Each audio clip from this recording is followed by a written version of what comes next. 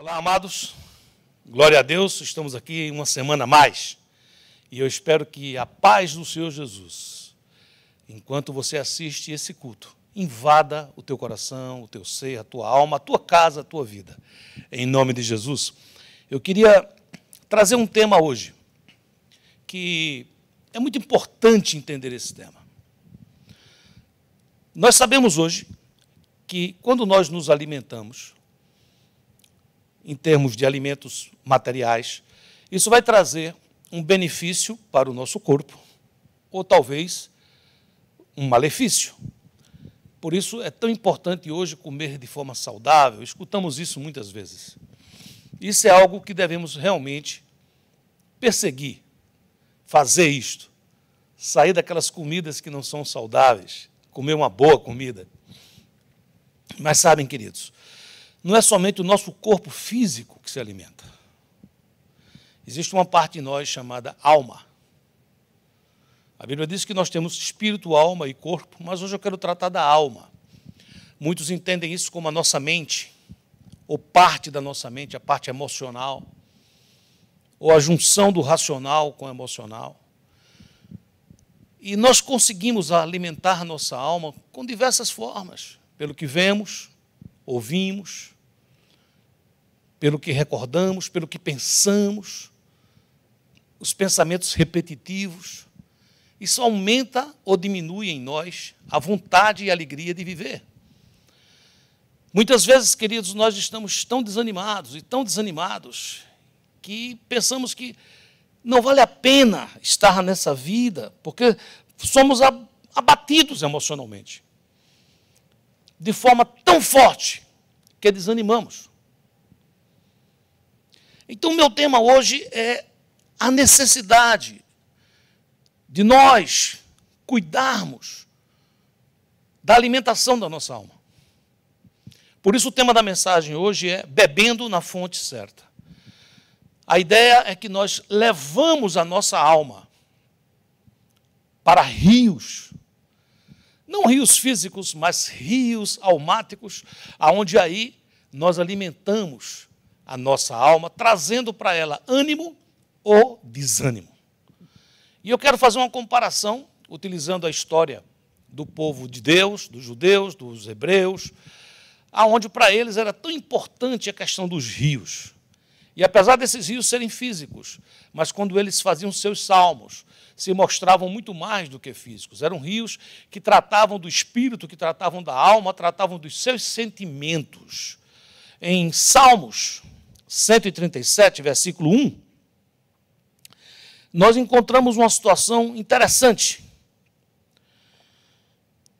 As margens dos rios da Babilônia, ou seja, quem está escrevendo o Salmo está dizendo e falando, relatando sobre um momento onde eles estavam não no seu país, eles não estavam em Jerusalém, eles não estavam em Israel, mas eles estavam na Babilônia. Aqui diz, as margens dos rios da Babilônia, nós nos assentávamos e chorávamos, lembrando-nos de Sião.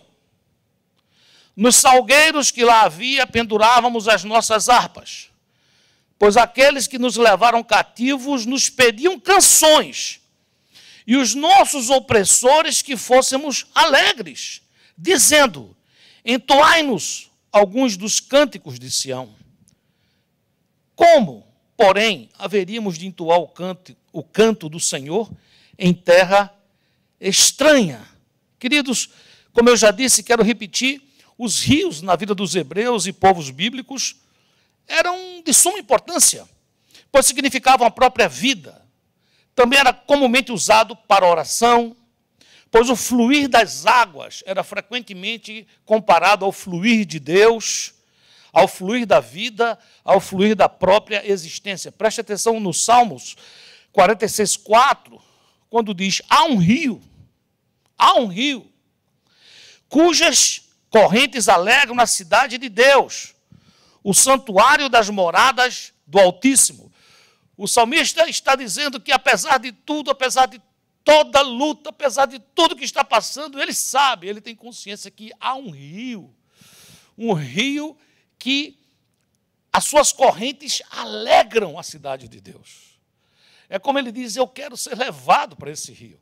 Eu quero ser imerso nesse rio. Eu quero receber essa alegria dentro de mim. Nesse salmo que nós lemos, para Salmo 137, o primeiro salmo, tem um contexto. Como eu já disse, o salmista está falando de uma história que já havia passado. Ele está se lembrando dessa história de tempos difíceis, tempos que eles sentaram à beira dos rios que pertenciam à Babilônia. E se nós fôssemos resumir o que ele está dizendo assim: às margens daqueles rios nos sentamos, choramos e calamos. Que coisa! Às vezes, queridos, estamos tão tristes, mas tão tristes, que nos sentamos e nos entregamos a esse pranto. É nesse lugar que eu me sento, que eu me calo, que eu choro. E para você entender mais um pouco desse contexto, ainda quando estavam na Babilônia, quando Deus ainda estava movendo para haver uma liberação, uma libertação, você consegue ver em Esdras, capítulo 8, a importância dessas coisas. Versículo 15 diz: ajuntei-os perto do rio que corre para a Ava. Isso não era um rio de Israel, era um rio de onde eles estavam escravizados.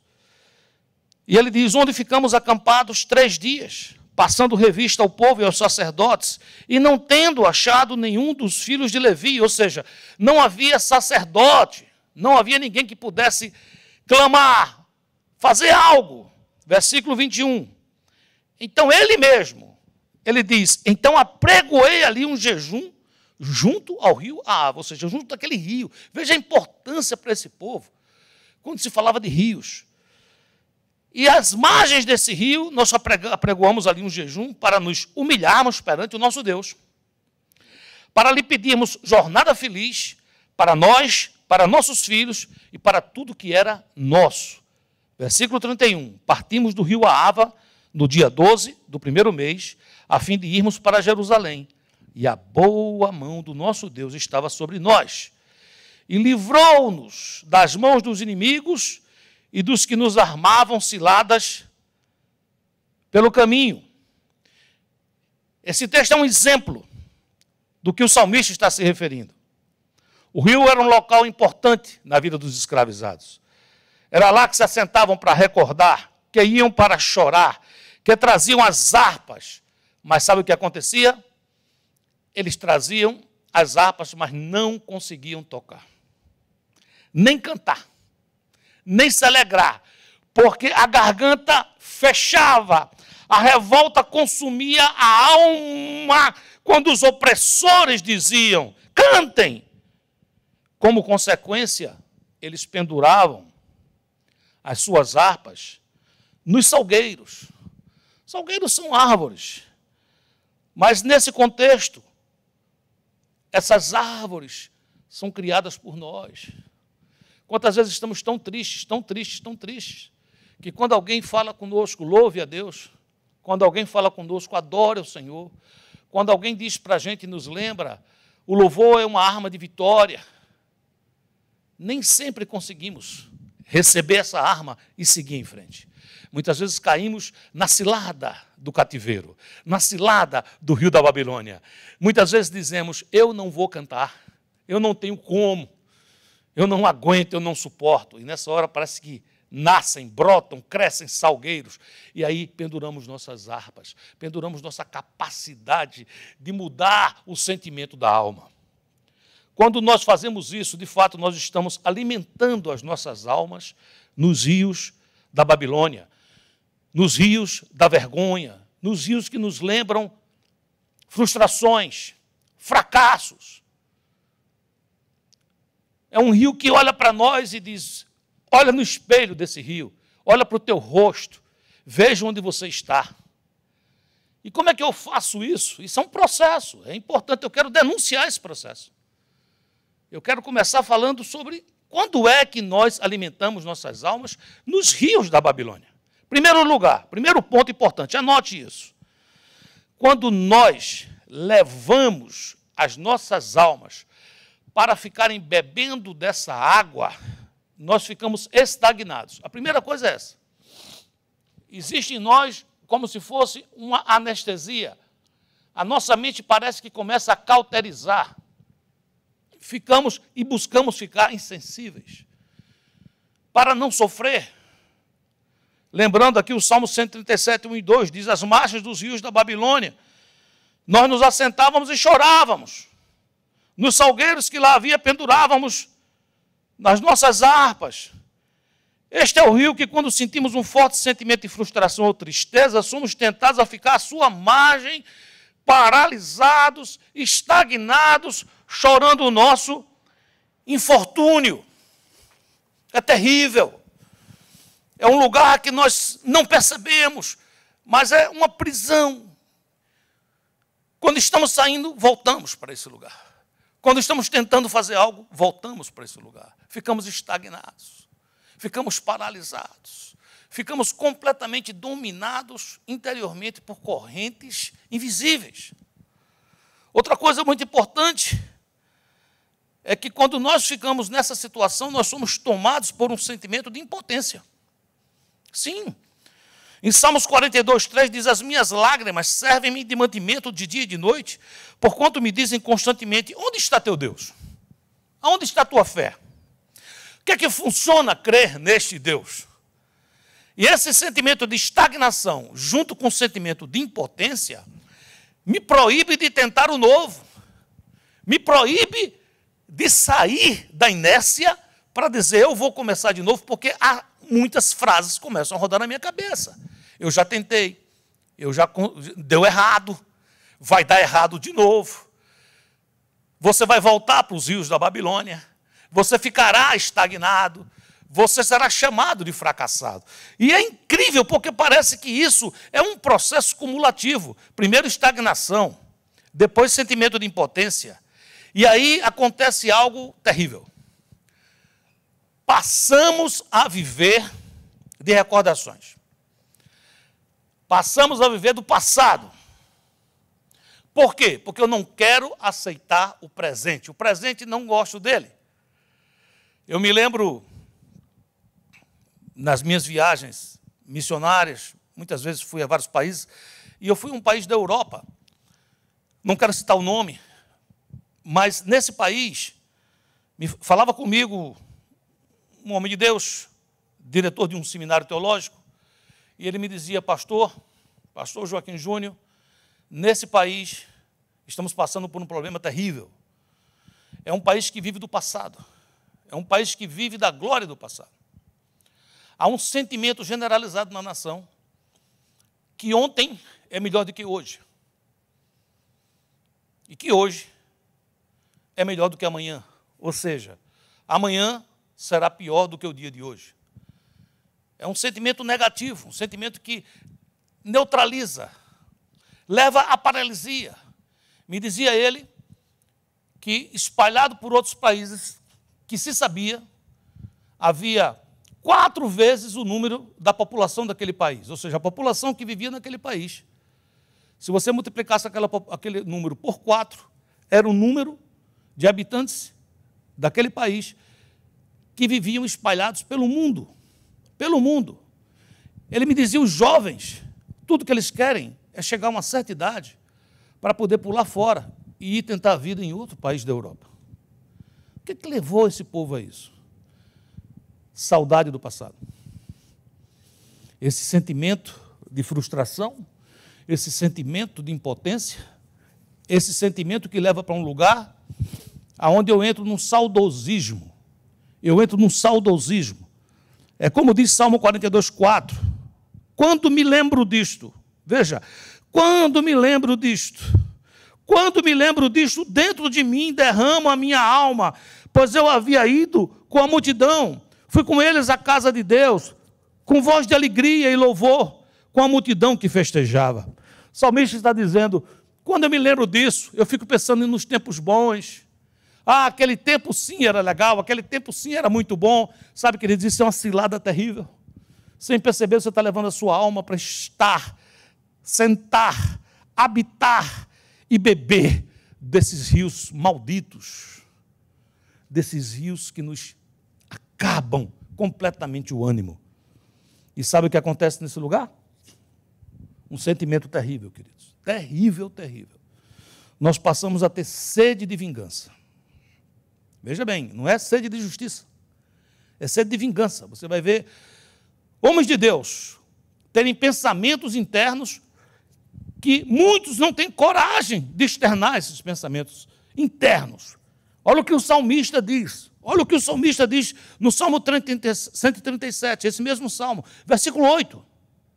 Ele diz: filha da Babilônia, que hás de ser destruída, feliz aquele que te der o pago do mal que nos fizeste. Feliz aquele que pegar teus filhos e esmagá-los contra a pedra. Meu Deus, você imagina um homem de Deus, um salmista, porque está nesse lugar horrível, com tanta tristeza, mas se sentindo tão impotente. Ele deseja que alguém, não ele, porque ele não tem força, mas alguém pudesse pegar essa filha da Babilônia e pudesse fazê-la pagar, ceitil por ceitil, tudo o que ela fez comigo. Que coisa, hein? E pense mais ainda. Ele diz: eu esperaria que ela pegasse os seus filhos e suas filhas e esmagasse na parede. Uau, que sentimento horrível é esse, queridos? Esse é o sentimento de uma alma enferma.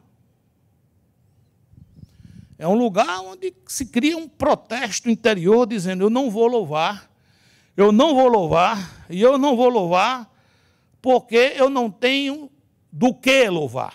E nessa hora crescem os salgueiros.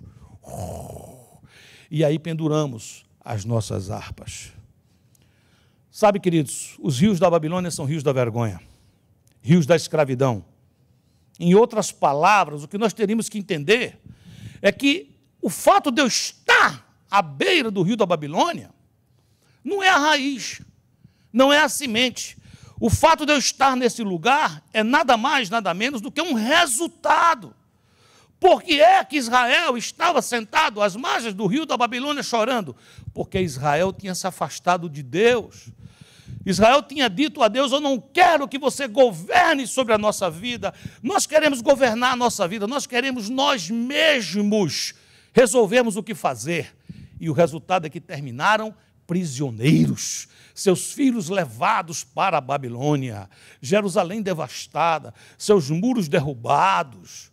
Então entenda, queridos, que os rios da Babilônia não é culpa de Deus em nossas vidas, senão resultado das minhas escolhas. É o resultado do meu governo sobre a minha vida. É quando eu rejeitei o governo de Deus. Eu tomei a decisão de caminhar sem Deus. E isto me levou para esse lugar. É importante entender isso. Quando eu entendo isso, eu começo a sair desse rio e eu vou para outro rio. Há um outro rio na vida de Israel, amado, citado em verso e prosa, que se chama Rio Jordão. Para que eu entre no Rio Jordão, a primeira coisa que é importante, quando eu saio desse rio da Babilônia, esse rio da vergonha, esse rio da estagnação, esse rio da impotência, esse rio da raiva, eu tenho que entender que eu preciso sair daí para o outro rio. O outro rio que me abençoará, o outro rio que será um divisor de águas na minha história. O primeiro ponto para que eu entre no Rio Jordão e saia do rio da Babilônia é ser capaz de confessar os meus erros, ser capaz de confessar os meus pecados. Sim, queridos, em Marcos 1,5 nós lemos: saíam a ter com ele toda a província da Judéia e todos os habitantes de Jerusalém, e confessando os seus pecados, eram batizados por ele no Rio Jordão. Rio Jordão era um lugar de se batizar, confessando os meus erros. Preste muita atenção. Sempre que algo frustrante acontece, sempre, nós vemos claramente os erros dos outros. Isso é humano. E o nome disso é Rio da Babilônia. Aconteceu algo e eu procuro culpados. Isso é Rio da Babilônia. O Rio Jordão não importa quantos erraram, eu quero sair desse lugar e eu procuro saber onde eu errei.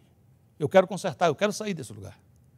Eu não vou ficar estagnado, eu não vou ficar impotente, eu não vou ficar preso com a minha alma aprisionada, eu não vou ficar num poço de mágoa, tomando litros de veneno diariamente, esperando que esse veneno mate alguém que me fez mal, quando, na verdade, esse veneno do ódio e da vingança só está matando a mim mesmo.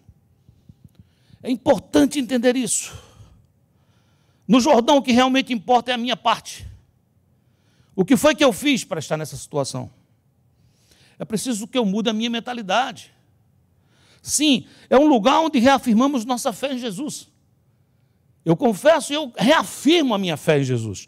Em João 7,38 diz, quem crê em mim, como diz a Escritura, do seu interior fluirão rios de água viva. Quando eu confesso a minha fé em Jesus, quando eu assumo as minhas falhas e eu assumo a minha fé que eu tenho no Senhor, Ele diz que nessa hora eu sou conectado a Ele e eu começo a fluir rios de água viva.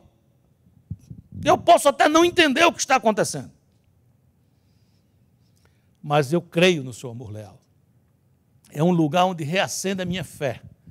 É um lugar onde eu digo, Senhor, eu não estou entendendo nada, eu não estou compreendendo muito bem, mas eu sei que falhei nisso, te peço perdão, e eu quero aproveitar para te dizer que eu sei quem é você, eu sei em quem tenho crido, e eu sei que é poderoso, tu és poderoso para guardar o meu depósito, guardar o meu tesouro até aquele dia, e ele está nas tuas mãos, os meus sonhos estão nas tuas mãos, tu, Senhor, és capaz de refazer tudo, tu és capaz, Senhor, de recriar e de reescrever histórias. Então, nesse lugar onde eu estou, a minha alma está se alimentando, bebendo de outra fonte.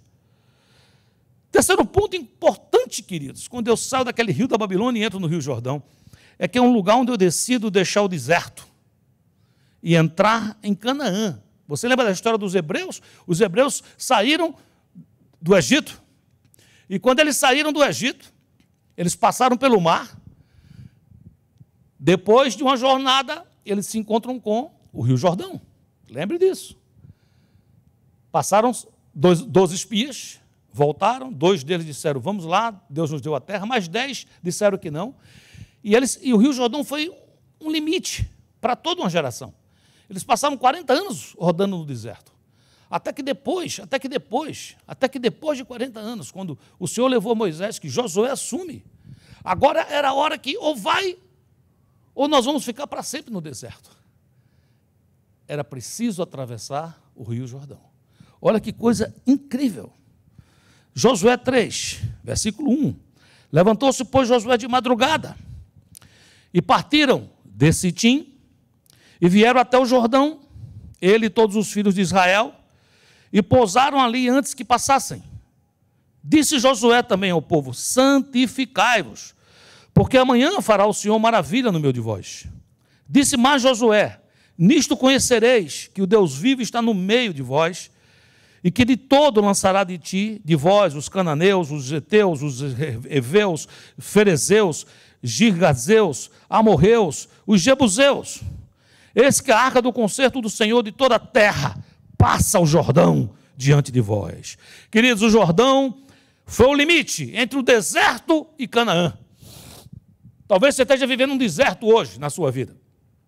Não estou querendo saber da sua situação financeira, não estou querendo saber de como você está, se você mora num bairro pobre ou rico, eu estou falando da sua alma.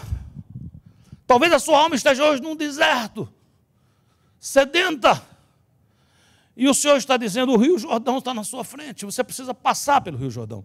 E você pode me perguntar, o que é que eu posso fazer para passar? A palavra aqui é santidade. E você pode perguntar, o que é santidade, pastor? A palavra santidade é quando a gente passa por um processo de desintoxicação das coisas do Egito.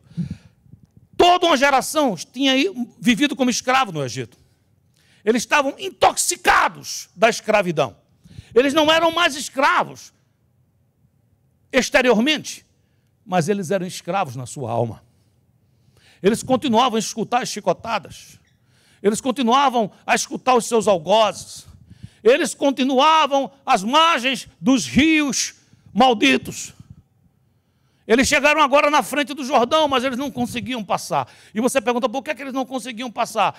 Porque eles saíram do Egito, mas o Egito nunca saiu de dentro deles. Por isso eles entram no deserto, mas o deserto não sai de dentro deles. E para você romper, para você passar o Rio Jordão, para você atravessar, para você ir para Canaã, essa terra que significa vida abundante, essa terra que mana leite e mel, é preciso santidade, é preciso uma desintoxicação. Você tem que tirar os conceitos que foram colocados aí dentro, que lhe escravizaram. Conceitos dessa mídia, desses meios eletrônicos que estão aí, conceitos hollywoodianos, conceitos que fizeram você ver a vida de uma maneira que lhe afastaram de Deus. Agora é o contrário. Agora você vai dizer assim, eu vou me desintoxicar, eu vou fazer um detox e eu vou passar o Rio Jordão em nome de Jesus. Isso significa assim, o Senhor tem o controle da minha vida. Aquele governo que eu tomei dele, que me levou lá para os rios da Babilônia, eu entrego de volta. O Senhor está aqui de volta. Glória a Deus. O Senhor venceu.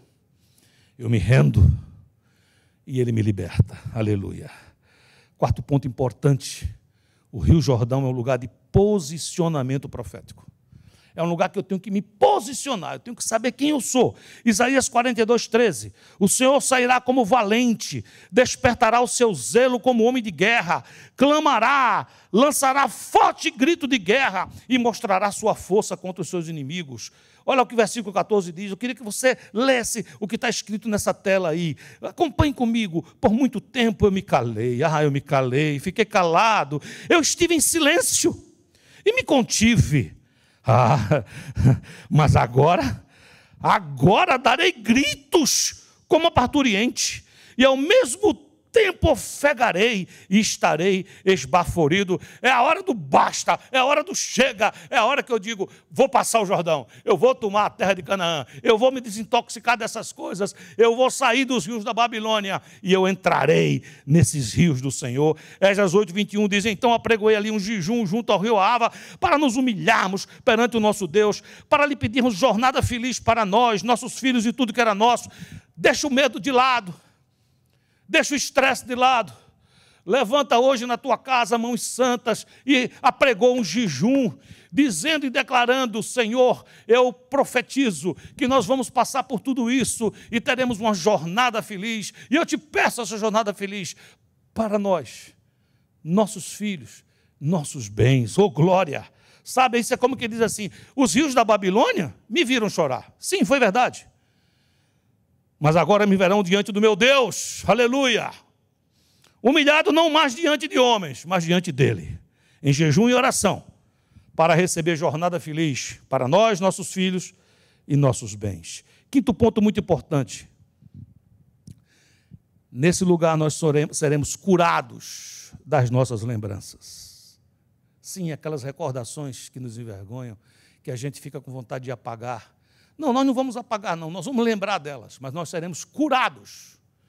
Será uma ferida curada, pode até ter uma cicatriz, mas será indolor, insensível. É uma promessa de Deus em Apocalipse 7:17. Pois o cordeiro que se encontra no meio do trono os apacentará e os guiará para as fontes da água da vida. Oh, glória! E Deus lhes enxugará dos olhos toda lágrima. Sai completamente desse rio babilônico e entra nessas águas. Essas águas que curam, essas águas que saram as minhas memórias, saram a minha dor, em nome de Jesus. Sexto ponto, derrubemos os salgueiros. Sabe aqueles salgueiros que nos impediu de louvar? Derrubemos eles. Em outras palavras, louvemos. Eles não entendiam, queridos, que pela boca dos seus adversários, Deus estava dando a eles a chave da vitória. Os seus adversários diziam, cantem agora ao seu Deus, cantem agora cântico de Sião. Estavam zombando. Sim, mas se eles tivessem entendido, eles diziam, vamos cantar. Nós vamos louvar. Aqui nesse lugar nós vamos levantar um altar de adoração. E nós sabemos que a adoração rompe cadeias. Sabe, queridos, como é que eu posso derrubar os salgueiros da minha vida? A Bíblia nos ensina. 1 Tessalonicenses 5 diz, regozijai-vos sempre, sempre. Está tendo uma pandemia horrível, eu vou regozijar. foi achada a cura, eu vou me regozijar. Eu estou empregado, estou regozijante, perdi o trabalho, eu vou me regozijar sempre. Eu vou orar sem cessar, orar sem cessar. Versículo 18, em tudo dai graças, porque esta é a vontade de Deus em Cristo Jesus para convosco. É dar graças em todas as situações. Mas por que eu vou dar graça? Porque Deus tem um propósito maior. Eu não vejo tudo, eu só vejo por etapas. E ele está dizendo louva, porque eu não perdi o controle da situação. Ele está dizendo louva, porque esta é a vontade de Deus em Cristo Jesus para você. Eu acabei de ter um problema sério, louve. Por que eu devo louvar? Porque esse problema sério é apenas uma parte de um grande quebra-cabeça. E o Senhor está dizendo louve, porque o que você está passando hoje faz parte de um propósito maior. Esta é a vontade de Deus em Cristo Jesus para com você. Diz mais ainda, não apague o espírito. Não deixe que os babilônicos apaguem a chama do Espírito Santo dentro de você. Não desprezeis as profecias. Julgai todas as coisas, retendo o que é bom, abstendo-vos de toda forma do mal. Queridos, eu quero concluir. E eu quero concluir nesse momento dizendo a você que, apesar de ter citado rios que existem até hoje, mas quando eu falo do Rio Jordão, eu não falo daquele rio que está lá, que nasce nas pedras calcárias e desce banhando Israel, Jordânia e outros países, e que hoje não é nem sombra do que foi no passado. Às vezes tem lugares que você chega no Jordão, parece um filete de água. Então, não estou me referindo a esse rio. Eu estou me referindo ao que isso significa. Esses rios de vida. Esse rio que hoje eu chamo de Rio Jordão. Ele é uma pessoa. Esse rio representa, de fato, o Senhor dos Senhores, o Rei dos Reis, Jesus Cristo, Yeshua HaMashiach. Apocalipse 22 diz, então me mostrou o rio da água da vida, brilhante como cristal, que sai do trono de Deus e do Cordeiro.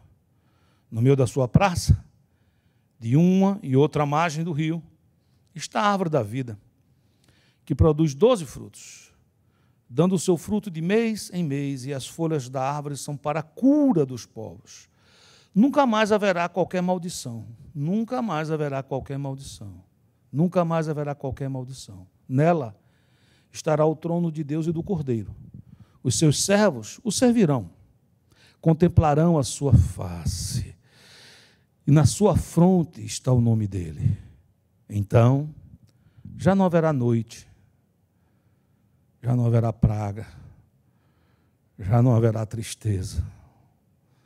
Lá, sabe, queridos, nem precisam eles de luz, de candeia, nem da luz do sol, porque o Senhor Deus brilhará sobre eles e reinarão pelos séculos dos séculos. Amém.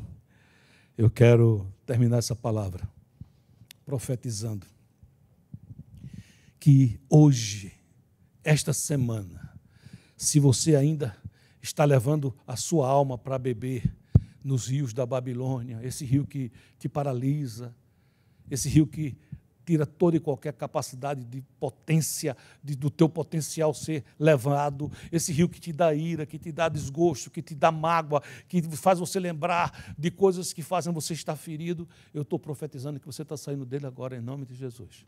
E você está saindo porque você entendeu. Você entendeu que a saída e a chave para tudo isso é dizer, Senhor, eu não quero mais governar a minha vida. A partir de hoje, governa por mim. Me leva para os teus rios. Eu quero beber das tuas águas. Jesus, você é o rio de vida. Eu te amo e a ti eu me entrego. E eu profetizo isso na tua casa. Rios de água viva, em nome de Jesus. Que o Senhor te abençoe poderosamente.